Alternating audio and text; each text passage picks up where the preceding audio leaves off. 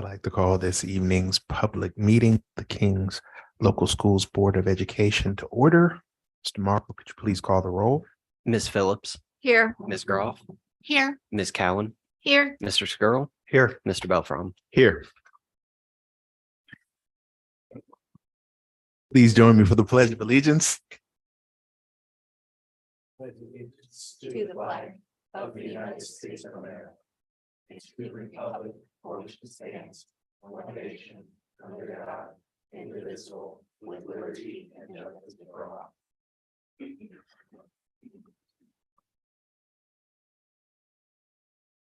May I have a motion to approve this evening's agenda?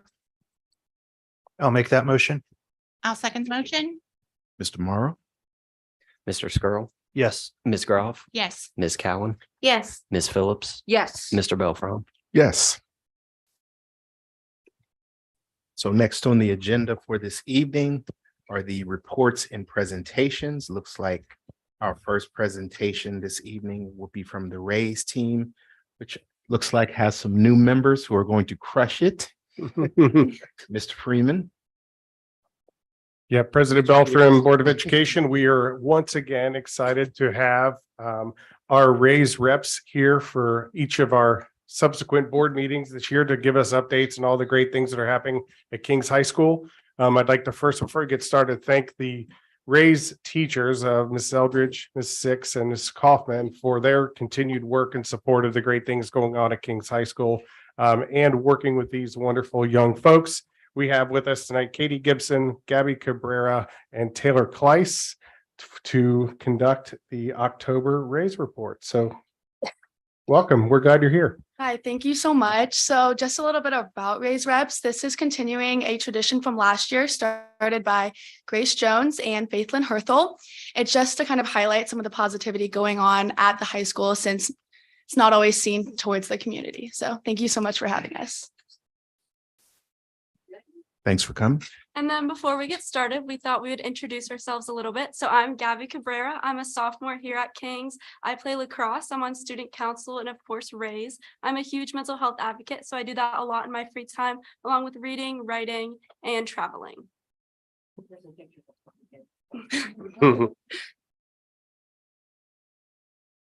My name is Katie Gibson and I'm a senior at the high school. I swim and play tennis. Other activities I'm involved in are Student Council, National Honor Society, Spanish National Honor Society, and Rays. In my free time, I love reading, traveling, going outside, attending Young Life, and taking pictures. Hello, my name's Taylor Kleiss. I'm a sophomore. And my role this year is I'm just going to be here to support Katie and Gabby whenever they can't make it. And I'll be doing a lot of work behind the scenes. So a little bit about me. I'm involved in bowling, softball, sources of strength, student council, Rays, and outside of school, I attend Young Life. I love to travel, read, and write. And yeah. And the first thing we're going to be talking about this evening is homecoming weekend. So of course we had our homecoming parade, which was filled with lots of student participants through sports clubs and of course our homecoming court. They rode through throwing candy to all the kids and our younger community members. At the same time, our Kings Education Association also held their annual block party. And then actually to kick off homecoming weekend was our pep rally, which Ray's team hosted at school.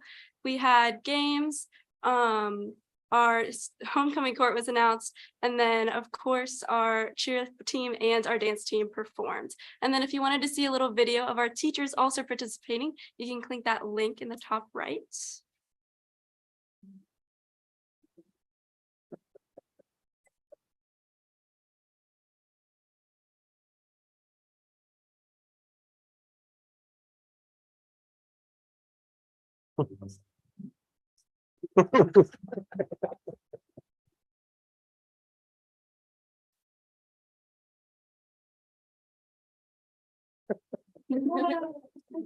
Go, Mr. Weber.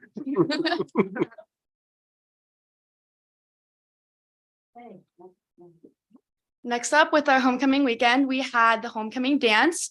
So for our Queen and King this year, it was Peyton Butler and Drew Burdine. So congratulations to both of them.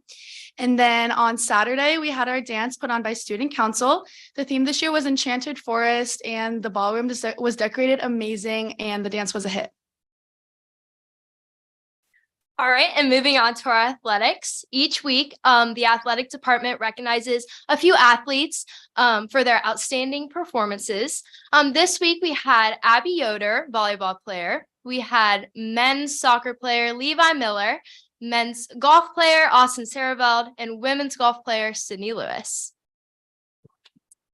Our men's and women's golf team both just finished their seasons. Both had great years, especially our women's golf team, who sent 2 girls to districts this year, senior Elena Lord and sophomore Sydney Lewis. Continuing our fall sports, we have everyone's favorite football. This past Friday, we went against kind of our city rivalry, Little Miami. We had an amazing 41-21 win over them. And actually, a junior, Nate Lyman, broke the record for most touchdowns in a game, breaking Michael Musari's record from last year. Last night, girls soccer won their first tournament game of the year. It was 1-1. They went to overtime, and Melissa Mora scored the game-winning goal. And then tonight, the guys have their first tournament game after their game last weekend against Turpin, celebrating senior night.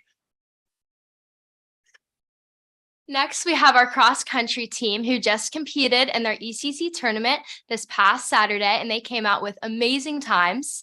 Then we have our girls volleyball team who just finished the regular season with a 21-1 record and went undefeated in the ECC, placing them 3rd in the state. Then we have girls tennis who just competed in sectionals to finish off their amazing season. Now we're going to talk a little bit about academics, and our National Honor Society just recently inducted over 100 new members. Their executive team has been working hard to organize events, and they are led by senior Andrew Leist. And then our Spanish National Honor Society actually has their induction later tomorrow night. Next up is Senior Day of Service. So a few weeks ago on 9/11, the senior class went out and just volunteered in the community in a variety of ways. They went to SPCA, Matthew 25 Ministries, various buildings in the district. And this was just an amazing chance to give back to the community that has spent the last 13 years raising us, and honor all of those who served in 9/11. I personally went to Matthew 25 Ministries. We were given the experience to sort through paint cans that were very moldy. Definitely not the funnest thing, but it was great to give back to the community. This year we had 2 National Merit Scholars semifinalists, Cooper Tinsley and Jessica Earl. They'll be writing essays to win the chance to become finalists and possibly win a scholarship. And we also had 2 Merit Commended Scholars, Jonathan Von Alman and Kenzie Beck, who will not be moving forward. We are so proud of them and the way they represented Kings.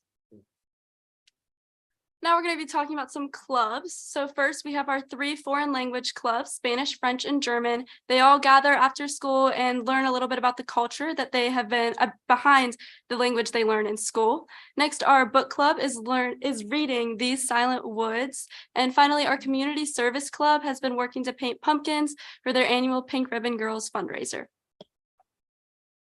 Some more clubs at the school. We have Crochet Club. They are currently working on a blanket to donate. They're not sure where that will be donated yet.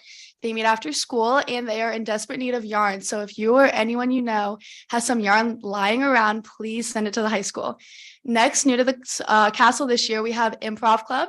It is run by Mr. Bitzer and meets Wednesdays after school. Another new club this year is Cards Club. So just meeting after school where you can come and play some cards with your friends and even learn some new games that you don't know about. Then we have our marching band who just competed in the Bands of America regional competition in Toledo. There were 22 bands represented, and Kings made it to the finals, placing 12 out of 22.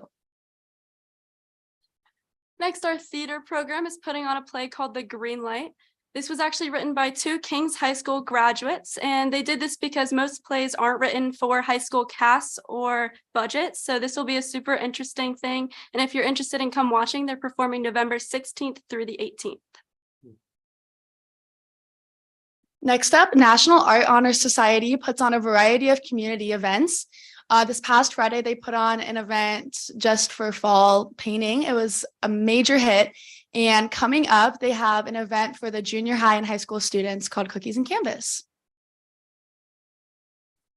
Next up, we have something new to our Raise Rep presentations. We have some spotlights. So our first spotlight is going to be Miss Taylor Rose, who is our new assistant principal at the high school. We like to call her the queen of the castle, and she's settling in great, and we love having her at the high school.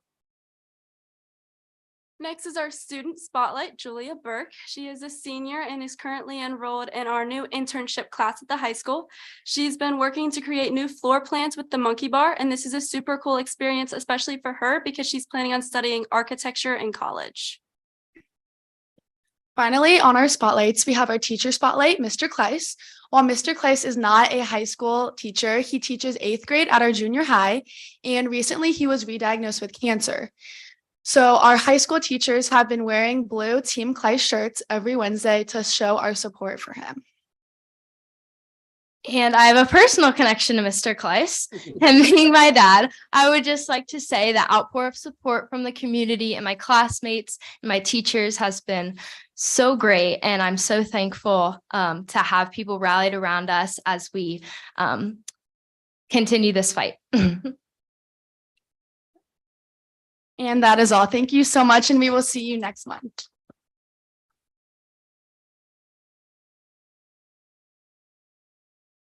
Fantastic job, ladies.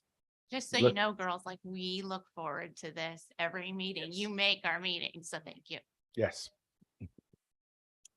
Next on the agenda, the SHP master planning update, Mr. Sears. Yes, thank you. Sorry, President Bell. No, I was gonna say, Charlie, you got to follow that, man. Yeah. Tough act to follow. So we're thankful to have Charlie Janigan from SHP here this evening to give us the latest update on the master planning process and where we are. So Charlie will present some information and take any questions from the board that you may have. All right. Thank you so much. So we are about a third through our process.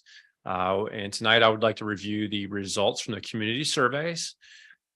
We had 582 folks fully fill out the survey. That's a great number. We were targeting 400 to 500 and we well exceeded that.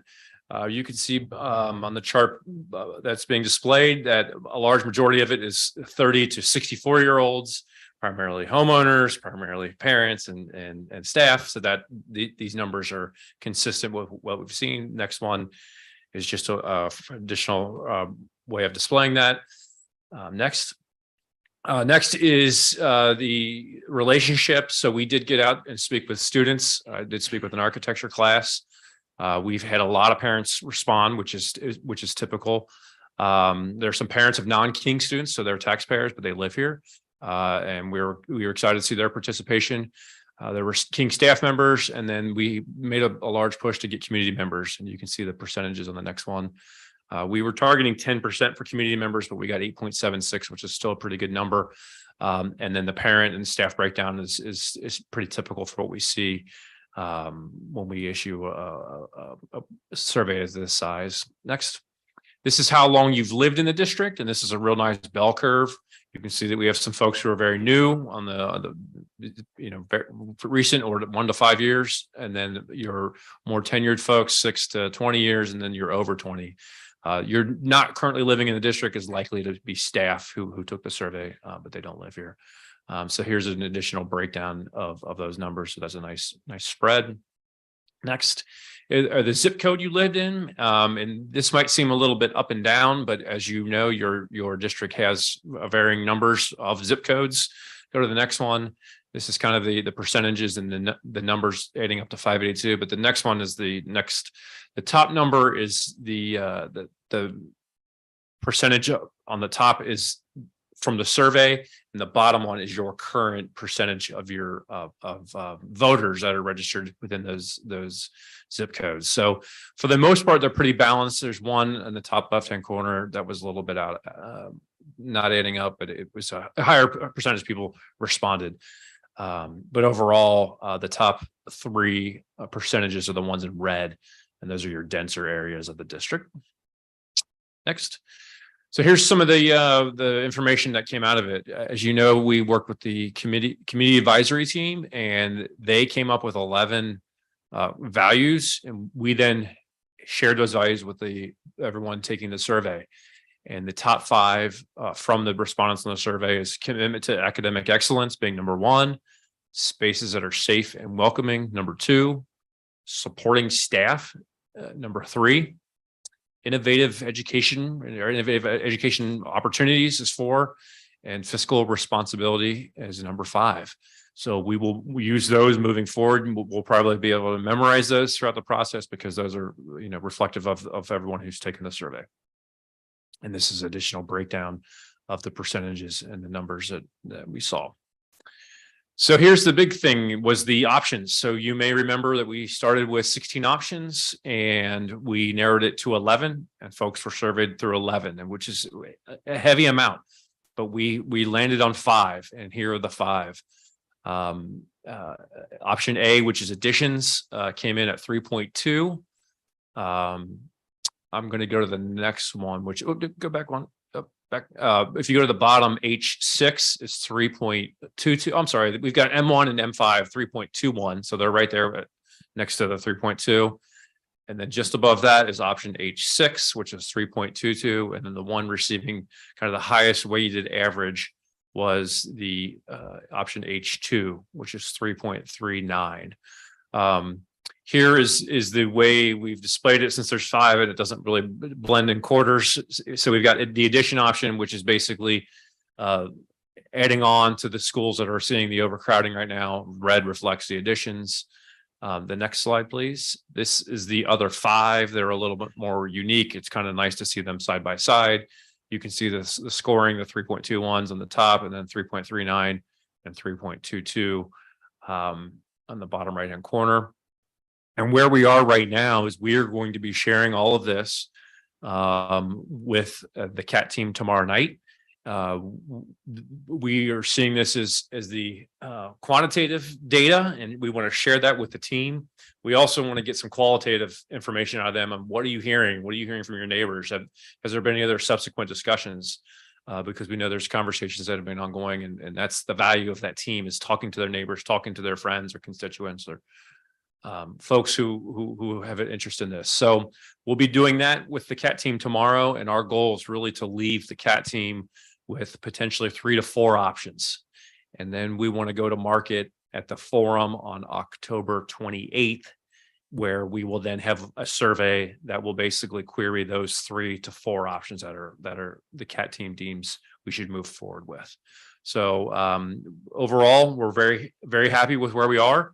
A lot of work needs to happen still with just conversations and research and spreading the word.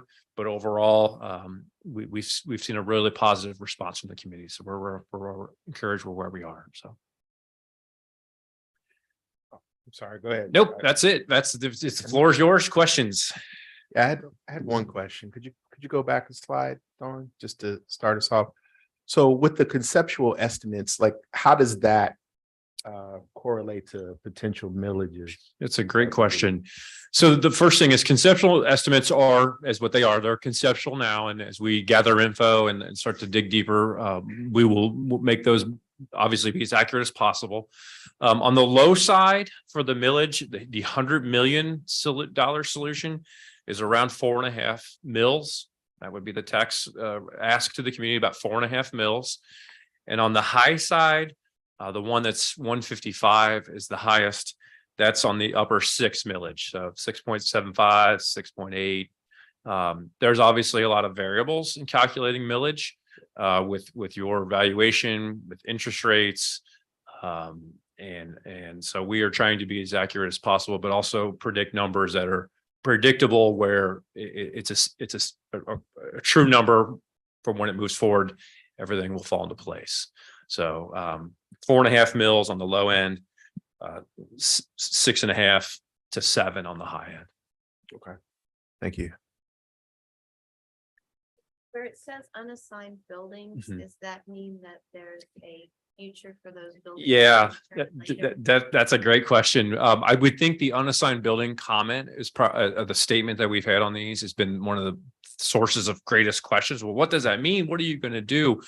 We're going to work to further share and educate with folks what the options are and what that potentially means.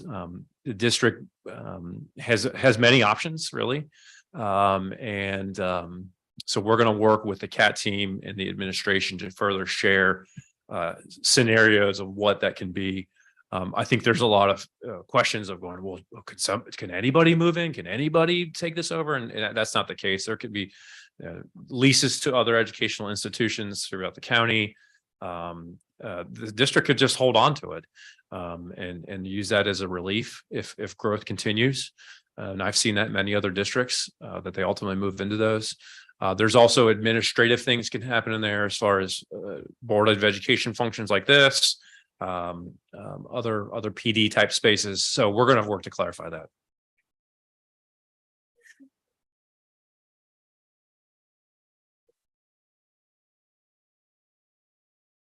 So how many other opportunities are there going to be for the community as a whole to participate in Yeah. surveys or?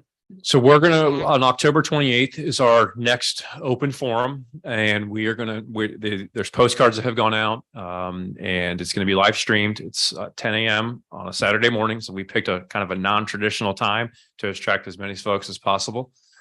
So that will be the next round of surveying. We're also going to have focus groups within that. And from there, we're going to take the 3 to 4 plans, and we're really looking for one. We might end up with a tie or something close, and we might need to do a third round. But our goal is to have things identified by mid-November. So we have about a month. And so if it's very definitive in the next surveying, that's the next round. But we're going to be very deliberate about trying to get as many respondents as we can, and we share with the district some other methodologies and strategies that we'll have to make sure we're getting everyone a chance to place their opinion. So, Okay. Yeah. I saw number 6 in the ideas, or what's important was trust and transparency. So Correct. thank you very much for being so open with Yep. the results. Yeah. And letting our community know what people are saying. Yeah, I mean, in the plan that we promote is it's a community driven plan. And we are the experts who do this, but we want the community to help drive this because they're ultimately the owners. And we can provide our professional opinions, and the administration can provide their opinions on some of the things that they know. But at the end of the day, the taxpayers are the ones voting for this. Now, will the community be able to see this slideshow aside from what we have streaming going right now? We will be displaying our CAT 2 slideshow. So we have our meeting tomorrow, Mhm. and we will be able to share that. It'll be on the facilities page. Okay. And any other feedback from that will also attach to that presentation tomorrow.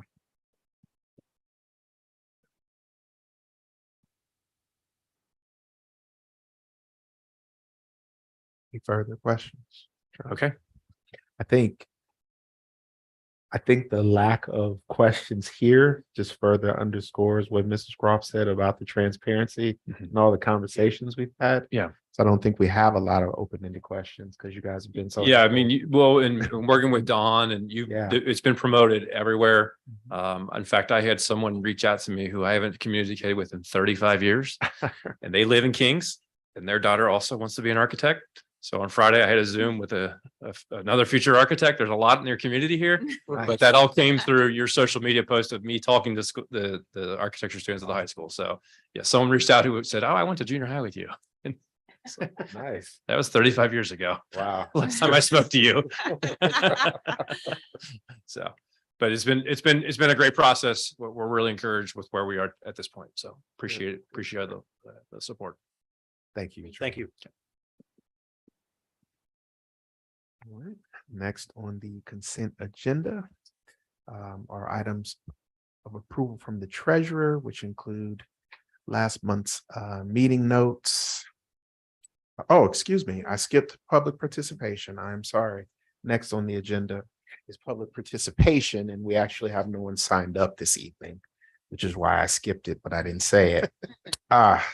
So now, next on the consent agenda are the approval items for the treasurer, which include last month's meeting minutes for the work session, the regular meeting, the financial items, the health insurance renewal, and the new rates for the dental insurance and vision insurance, along with the public records log. Mr. Morrow, did you have anything to add? No, I don't have anything to add in addition to the presentation that I did at the work session, but I'm more than happy to entertain any questions. Do we have any questions? Mr. Morrow this evening? And all of these rates, the renewal and the rates, they go in. January 1st, 2024, and hold for 1 year. All right, with that, may I have a motion to approve the items for the treasurer this evening? I'll make that motion. I'll second it. Mr. Morrow, Ms. Phillips, Yes. Ms. Cowan, Yes. Mr. Skrull, Yes. Ms. Groff, Yes. Mr. Belfrom. yes. Next on the agenda, I see no items for Mr. Sears this evening. So moving forward, we have the consent agenda item for the assistant superintendent regarding HR and business. That would be Mr. Spinner and Mr. Lucky. We have the personnel items there. Mr. Spinner, Mr. Lucky, was there anything to add? All right. No, sir. Did we have any questions for Mr. Spinner, Mr. Lucky? With that, may I have a motion to approve the item for the assistant superintendent regarding HR and business for this evening? I'll make that motion. I'll second the motion. Mr. Morrow, Ms. Groff, Yes. Mr. Skrull, Yes. Ms. Phillips, Yes. Ms. Cowan, Yes. Mr. Belfrom. yes. Next on the consent agenda are the approval items for the assistant superintendent with respect to the educational programs. Mrs. Martin, Mr. Freeman, looks like we have our new online day plan rather than our blizzard bags. Our online learning day plan and our report card presentation. Mrs. Martin, did you have anything to add? or- Do actually. I think Okay. we're going to separate them into two parts. First of all, we're going to talk Okay. about the online because we wanted to get the approval and give an update around an MOU, and then we'll go to the report card presentation. All right. So Matt, do you want to talk about the online? Yes, thank you. So the items number 1 and 2 on there are related to the online learning plan that we talked about at the work session. So number 2 actually is the plan itself that we discussed. And then number 1 is an MOU with the union that's required as part of us having an online learning plan that we can use. And just a reminder, this would be something that Mr. Sears could put into effect, the equivalent of 3 school days, should we need to have that. So can I ask a question to clarify? Because I had somebody ask me. On a normal everyday snow day, would this would not kick in? This, Waiting for somebody to ask that question. No, it would not. or if like the Bengals went to the Super Bowl, for instance. Not, Okay, no. just curious. This really is for Like an extended amount. emergency, yes, an extended amount that we need to do, look at some different way for maybe one school or the whole district, depending on what would happen. Like a water I was main gonna break. say the Water same main- thing. Gotcha. Right, we'll go on to the report card presentation. So Matt and I have bounced around ways to do the report card presentation this year. We do a report card presentation every year. You remember that? And we've broken it up into one time, a little longer presentation, broke it up 2 different board meetings.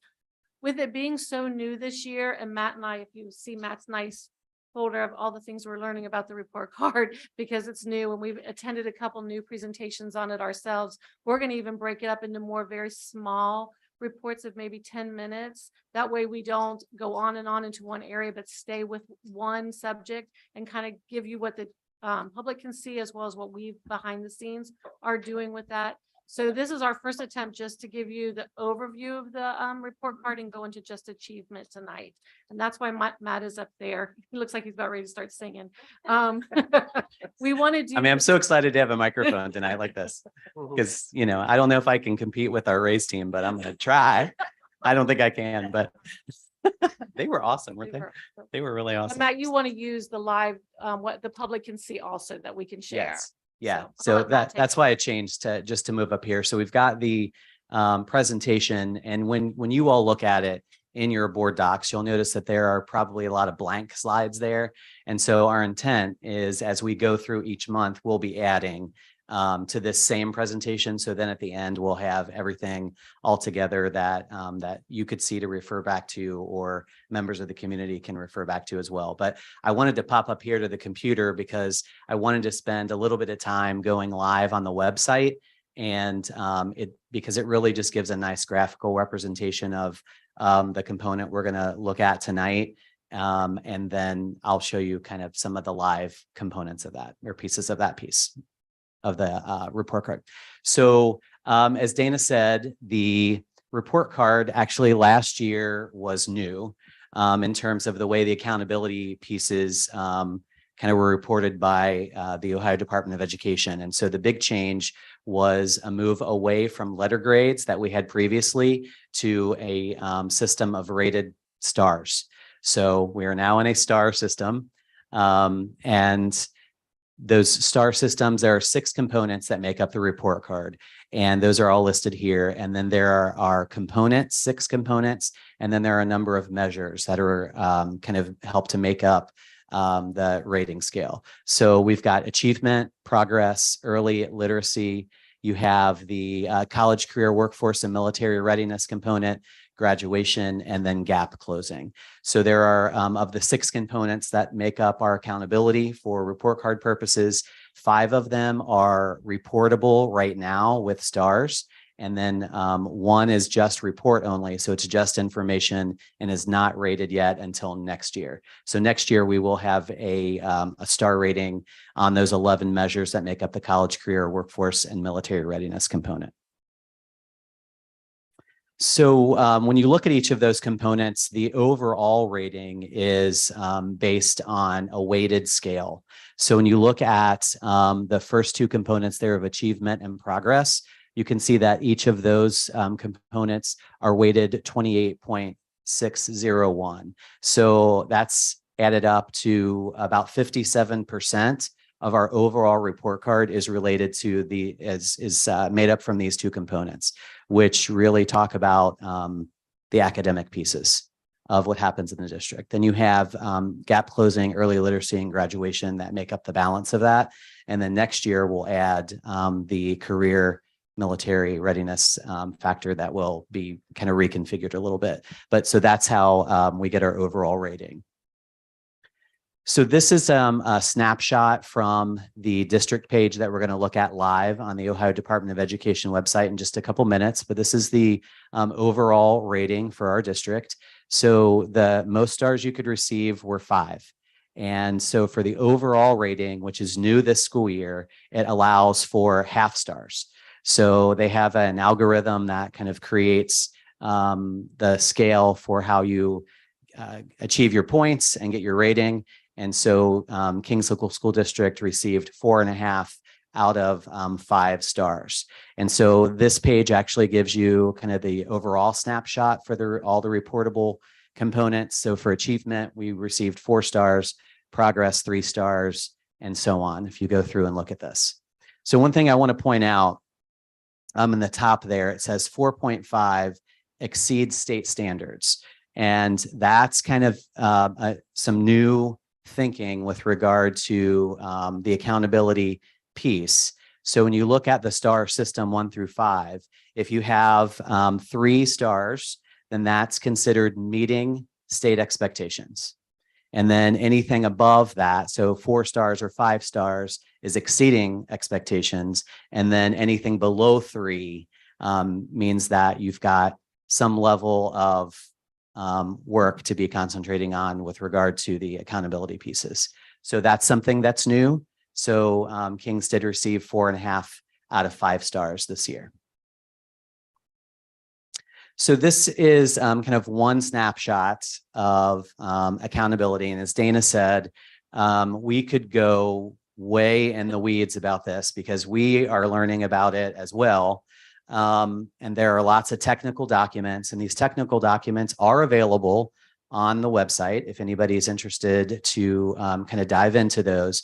But we do use those to learn better about these components ourselves, to work with our instructional coaches, our principals and teachers to really best understand this data. One thing that I should point out too, that's kind of a given, but just I think deems to be said, is that a report card data like this achievement that we're going to look at is really our Ohio State assessments. So it's our state assessments that students take in 3rd grade through 8th grade in ELA, math, and science, and then our high school end of course tests. And that also includes any alternative assessments that we have with special education. So those are really the assessments that are used to create this component, or that are added up in this component. So this slide really just, I want to show you what's on here, and then we're going to go live on the website. So when you look at achievement, there are 2 measures, and one measure is the performance index, and that is the reportable measure. So 100% performance index is what gives us our number of stars or our rating and achievement.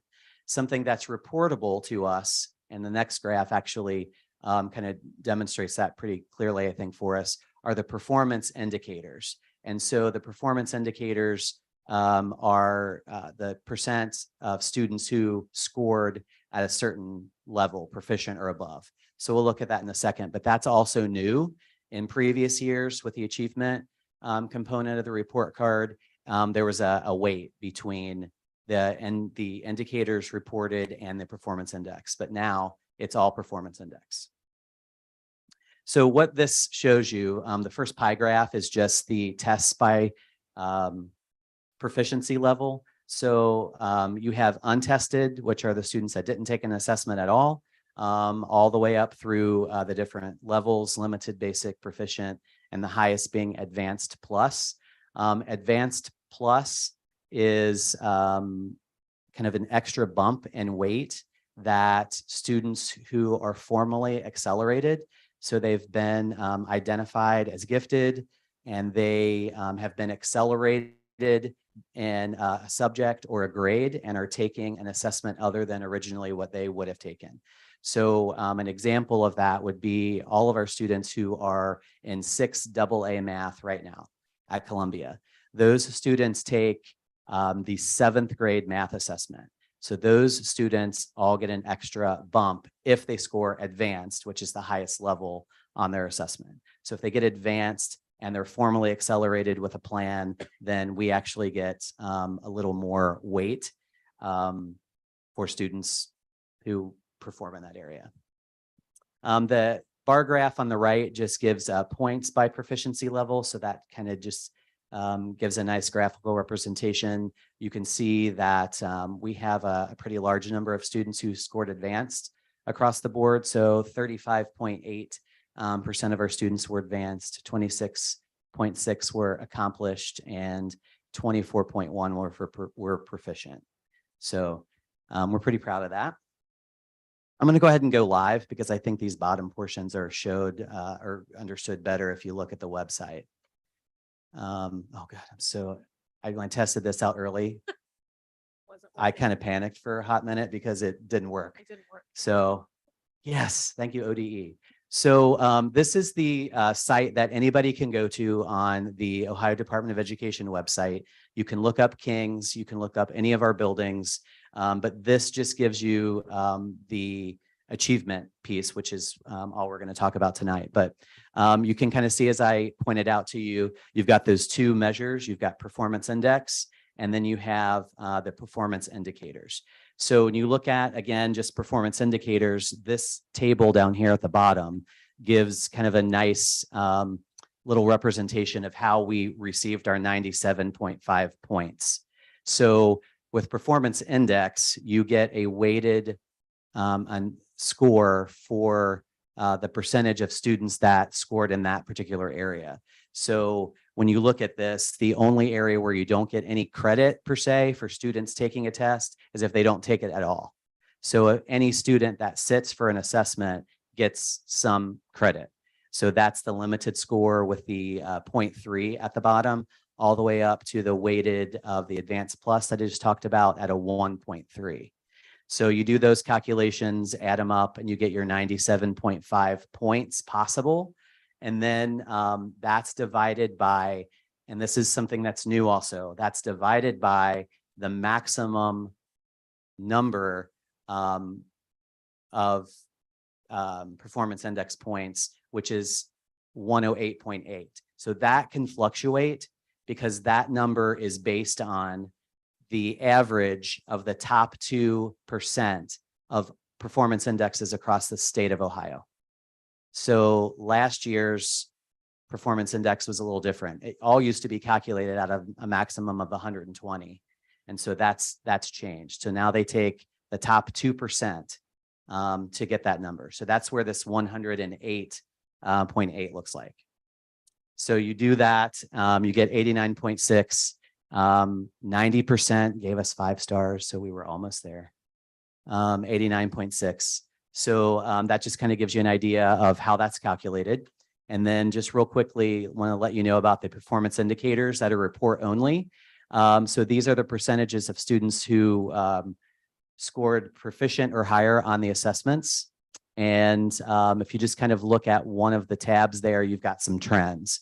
And so you can look at that by grade level. So if you look at 4th grade, for example, this is 4th grade, math is black and English language arts is blue. So if you look at that trend, you can see that in math, our trend has gone up. In ELA, our trend has gone down. And I just want to say that this kind of data is very useful for us to look and have conversations with our coaches and our teachers about.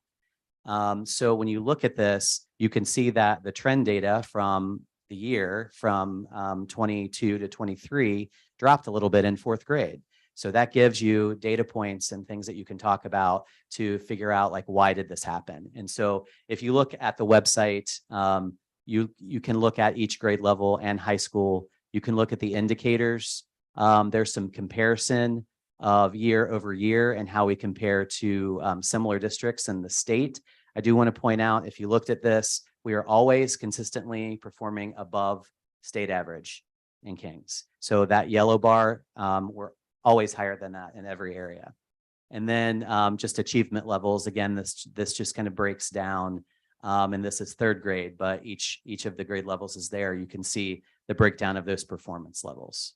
So lots of good information for us to look at and talk about to help guide conversations in continuing to really move the needle with our students and help them learn the best they can. So that's the achievement component of the report card. No, you could go on and on because you I keep could. going farther down all the time with it. One of the things that if we'd like for you to do is if you play with it, start looking at it and you're like, okay, can you guys address this at the next meeting? Just send us an email, let us know. We'll make sure we include it in any part of our presentations and just keep adding to the PowerPoint. Questions for Matt tonight? One quick question on the comparison. Mhm. What are the criteria used for similar districts? Oh, gosh. So there's a whole list actually on ODE website. If you look at all the technical documentation, they will look at academic data, they'll look at demographic data, they'll look at size of the district. And so they come up with a list of school districts that are similar to Kings based on that. So I could get more specific about that for you, and I could even let you know who the similar districts are to us if you want to see. Sure. Yeah, absolutely. That's a good question. So sorry, I don't want to interrupt anybody. So there's a couple things, because I'll forget to send the email, Mrs. Martin. This 8.4% limited on the proficiency level kind of stands out for me. I'd be curious to kind of understand that breakdown too. Which one are you looking at? Mr. So I'm Belfort? looking at the pie chart and then the calculation there. Go back to calculation. Yeah. It's the pie chart as well, but our Yes. students tested limited is 8.4% of our student body. I mean, that's Mhm. a significant amount of kids, right? I mean, that it seems to be. I'm looking at the pie chart, 10% is like 755 kids. So Mhm. 8.4 it's a lot. I'm just curious as to what grades and what that breakdown is all. Just like when you're talking about Like, where's that working. coming from? Yes, where's it coming from? And The other thing I had is just with these rankings, I find this interesting that maybe I need to look at it, that progress is 3 stars, but gap closing is 5. How does that happen? Well, we're gonna get into that. Okay. We're gonna get into that. We're gonna break it up and And have some wondering conversation how about they're that. calculating that, not us, but Mhm. how do we get a 3 on progress, but gap closing, we get a 5? Hey, Matt, I told you we should have brought the calculator. I can hardly wait to I show you can- the calculator that they refer to. So When- there was last year, I'll chime in just briefly on this. But last year we scored a 5 on progress. And so there was an assumption because the way this is all done is on NCE normal curve equivalency. Right. And so our kids progressed at the rate that they were supposed to progress. But last year we were above that. So now you have to trend at the same rate as everyone else. And so for us, our kids still met expectations. They met a year's worth of growth. But we were anticipating this potentially happening. The state even warned us that because of the new factoring and the new formula they were putting into this, there was a potential that we would be high growth one year and then it would drop just a hair. The perceived drop, right? Our kids still met expectation, and they met a year's worth of growth. But other districts who didn't, maybe they progressed at a little more rapid rate, just because it's based on the normal curve equivalency. So you're just comparing our students to the students around the state of Ohio, and everybody just shuffles and moves just a little bit. So I'll say this: gap closing also is for different subgroups of kids. It's not the total population. And so if you're trending towards that, closing the gap between where they are and where they should be at a rate. So it's based on subgroups of kids. It could be students with disabilities, students from various subgroups. So it's common to have a high gap closing because you're showing progress towards closing the gap on where they are and where they should be at a high rate. And so that's what they shows. We can drill into that a little bit more. Yeah, gap closing shows how you're doing against a standard. Yeah. Versus progress, which is how you're doing year over year. Yeah. That's kind of a short, like a short answer, but yeah, we'll definitely drill into that more. And so if you look ahead in that particular area, you can see the dots and the bar graphs that kind of say here where particular subgroups performed, and here's what the expected achievement was going to be with gap closing. Okay. Yeah, this for the record, with respect to the state on progress, that's ridiculous. You're getting graded against yourself for being far ahead, and then you get a lower score. Correct. Yeah. So you're not being graded. I know it's NCE, but you're not being compared against you're getting compared against the progress of your own students who have done exceptionally well, because they don't make a huge leap the next year. You're graded. Yes. A lot of times, if you're students that are high achieving, Yeah. it's harder to measure growth because Yeah. they're already performing at such a high level. Yeah, and So- when they get a perfect 1 year on a right. test and then the next year they miss a question. Right. They didn't like the perception of that is. The only other thing I'll add to Fair. this, and Matt, I want to thank you and Dana, Mrs. Martin, for diving into this, because I think it's very important. The challenge that we always have with state testing is that we get summary data. Yeah. We don't get diagnostic data. So on the back end of that, we see this, but then we're not able to access the test questions. We're not able to access individual student scores on various questions. We're not able to diagnose the learning and the teaching that's associated with that. So it's good for us to benchmark, but it doesn't always drive everything we do, because it just, at the end of the day, we have a little difficulty statewide because of being able to really diagnose, just because an achievement level on one grade level in one area, one indicator may be a little, well, what does that actually mean? And what does that look like? So it's always a challenge in the state of Ohio for us to really diagnose some of the gaps in teaching and or learning, as opposed, because it's just summary data. And it comes out in September-ish. Yeah. So that it's harder because kids have moved on. So It is, it's one point in time. So it's just one part of our story. Yeah. And that's why typically we put out the quality profile in years past, and we're really proud of a lot of the additional work that we're doing, not only in academically, but I know as a board, you've had a lot of discussions around the experiences we have with our internship course and creating different learning paths for kids and our Power 5 future skills. So the state data is one component of what makes Kings an awesome place to work and learn and grow. So Can I ask, in the future, could one of the meetings, could you address, I think it mostly centers around the junior high, the double accelerated math and how that affects scores? Because I remember that from last year, and I just want to see how we compare from. Yeah, Okay, sure. thank you. good question. Yeah, thank you. Thanks, guys. Yeah, thank you. Great job. So did we have any more questions for Mr. Freeman or Mrs. Martin regarding the online day plan or the learning day plan? All right. Well, seeing no questions, may I have a motion to approve the online day plan MOU and the learning plan, day plan? I'll make that motion. I'll second that motion. Mr. Morrow? Ms. Phillips, Yes. Ms. Cowan, Yes. Mr. Skrull, Yes. Ms. Groff, Yes. Mr. Belfrom. Yes. Next on the agenda are the items presented by the board. Did we have anything this evening? No.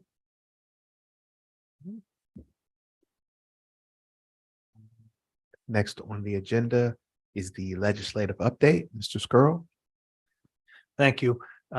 I don't have anything specific to call out, but I just do want to say there's been a lot of activity this month with new bills being introduced and testimony. So if you read through those, you'll see all the different committees and work that they've been doing the past month. So if you have any questions on any of those, feel free to reach out.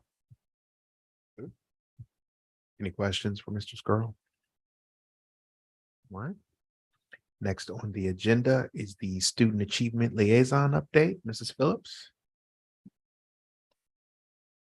Well, I'm going to try and do a remarkable job like the young ladies did earlier.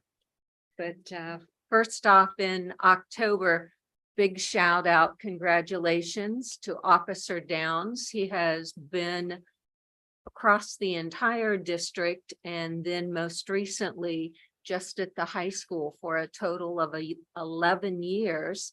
And he was just announced that he received the master SRO level, which means that Officer Downs met all of the certification requirements plus 7 years or more. And I just said 11, so he definitely made that. And that he has been in attendance at least 4 of the 7 conferences from the Ohio School Resource Officer Association, and that he also has membership in that. And he certainly reached all of those things. And the reason I wanted to put it out there, just one of those things, stronger together. He's being a role model for our other great SRO officers. And so hopefully in the future, once they've met some of those goals, that they'll also become master SROs. And we're extremely lucky to have them in the district. We are. And then the AP honor roll designation for Kings High School. And it's all based on the college board, and they look at, are we increasing that college bound culture at the high school? And are students earning the college credit? And Mr. Friedman reported that 57% of our seniors last year took an AP test. And so I would say, yes, most definitely. We provide opportunities for students to earn college credit, and that only helps parents as they're sending their children off to college. And just maximizing as much as possible that college readiness. And so, yes, yes, yes, check off all of those boxes where we ranked silver. There's 4 different rankings. And so congratulations to the high school on that. And then Mr. Lucky said that it was School Bus Safety Month. And so great morning to let the children experience an emergency evacuation. I remember that, the bus driver always tells, I don't have time to run back and open that door. So 2 students at the back of the bus, who's going to be that responsible student to get the door open, jump down, and then help the other students off, especially the smaller ones. And so that's just a picture putting all of that into place. So I'm so glad that every year we practice those drills and hopefully they're never needed. If I may, Mrs. Phillips, my son, Mr. Lucky, wanted to let you know that the bus drill was very cool and thanks for getting them out of class for a few minutes. So he told me to tell you that. I had to make sure I got that in. I'm sorry. Go ahead, Mrs. Phillips. Okay. All of the elementary buildings had a color run. And this lucky young lady at KME got to come to school on a fire truck because she was the top fundraiser at KME. So thank you very much to our local fire department for making that young lady's day. Yes. Yes. Yes, she does. And besides our high school cross country team being very successful, the junior high cross country team worked hard and they won both of their races over the weekend at the cross country meet at Lebanon. So congratulations to them. And I want to add to that is yesterday was the all city meet and the 7th grade boys, they won their team race as well as the 8th grade boys. So good feeding into high school. So Yeah. that's they had a great season. My Mhm. son ran and it was very fun to watch. Yeah, It's a promising group of boys, right? Mhm. Yes. most And girls. definitely.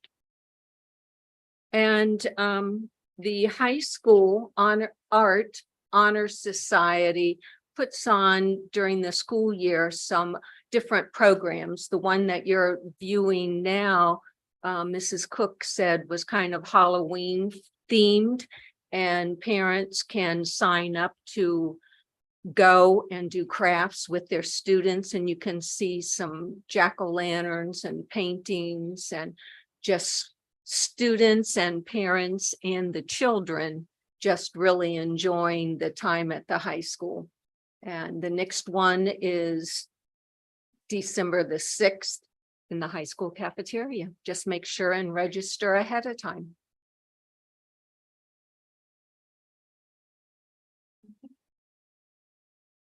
Just all of the happy students when we talk all of the time about stronger together. Definitely when you look at all the smiling faces, whoever posted this from JF Burns, I'm sure it was Mrs. Montag, just how happy it always makes her feel every day when she sees the smiles of the children. And we know that our high school students do a lot of different things, kind of engineering and physics on how you can do something. But just wanted you to know, first graders can take up the pumpkin challenge and do the same things with popsicle sticks and clothespins. And can you build a structure up off of the floor that will hold as many pumpkins as possible? And you can see the third picture, the one little boy still checking off his little check sheet to make sure he did everything that was on the challenge sheet. So they had a wonderful time. And Mrs. Moore was the nominated at the junior high, and it was because she was so great on the DC trip. And she goes above and beyond every day. And just looking at the students and how happy they are, that always is just such a wonderful thing that they're doing. So King's Junior High star staff. Mrs. Jones always says that she wants to make sure the students have a love of reading. And the only way she can model that is by getting excited. So this author posted on Twitter or X that you want to win a free copy of Unflappable plus a plane, and there'll be 3 winners that will receive an autographed book. And so she's always very excited when she shows the students, look, I want to win this. Let's see if I can. So good luck, Mrs. Jones. And Mr. Sears had this out just saying that coming up soon, Thursday, as a matter of fact, Dr. Daggett will be here to talk about the future of education and talking about preparing students for their future, not their past. So we hope people can come to the auditorium at the high school on Thursday, October the 19th at 7 p.m. to hear from Dr. Daggett. Do you want to add anything else, Mr. Sears? No, thank you. That was a great plug, Mrs. Phillips, but we are looking forward to Dr. Daggett joining us. We're doing a lot of work in Kings, as you know, around our Power 5 future skills, personalized learning, a culture of innovation and growth.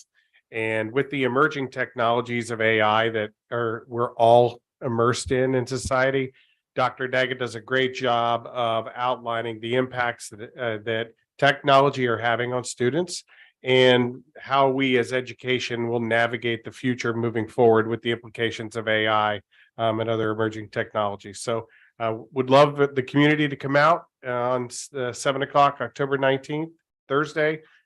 Dr. Daggett will also be doing a keynote with the entire King staff on Friday morning, and we've invited a good number of districts around the Southwest Ohio will be joining us also. That'll be for our staff on Friday. So we're looking forward to a few good days with Dr. Daggett as a leading expert in the world on educational practices, along with the implications that AI has moving forward. So exciting stuff.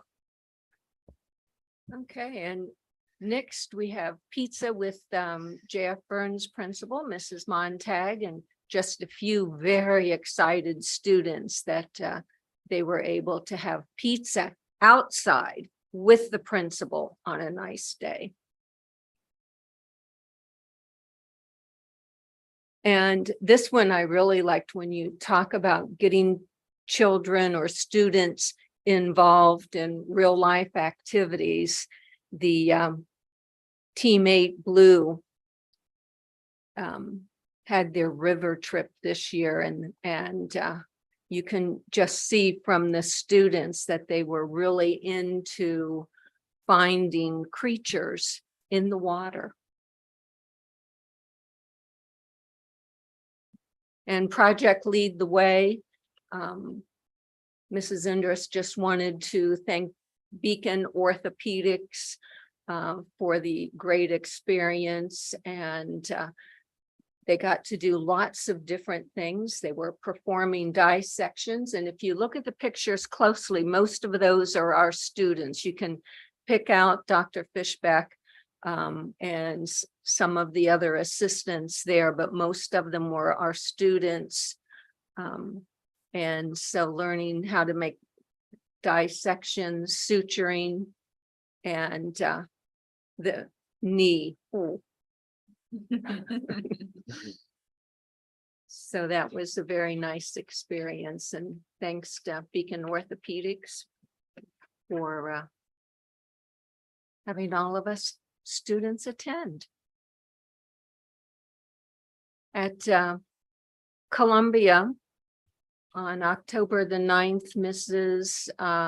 Stovall and Principal Detmar Bogart had students complete a survey, and it's just kind of touching base. It's almost the end of the quarter. How are you?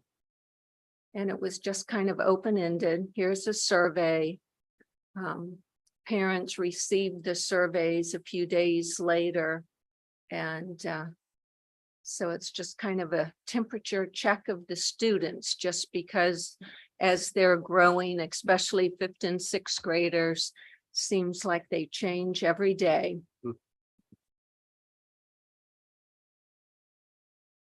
That's the report for October. Thank you. Thank you, Mrs. Phillips. Next on the agenda is executive session. We would enter into executive session for the following purpose: to consider the appointment, employment, dismissal, discipline, promotion, demotion, or compensation of a public employer or official, or conferences with the board's attorney to discuss matters which are the subject of pending or imminent court action. So with that, may I have a motion to enter into executive session? I'll make that motion. I will second the motion, Mr. Morrow. Ms. Groff, Yes. Mr. Belfrom, Yes. Ms. Phillips, Yes. Ms. Cowan, Yes. Mr. Skrull. Yes. We are now entering an executive session. We will have no further motions to make regarding any other business after the session. So thank you.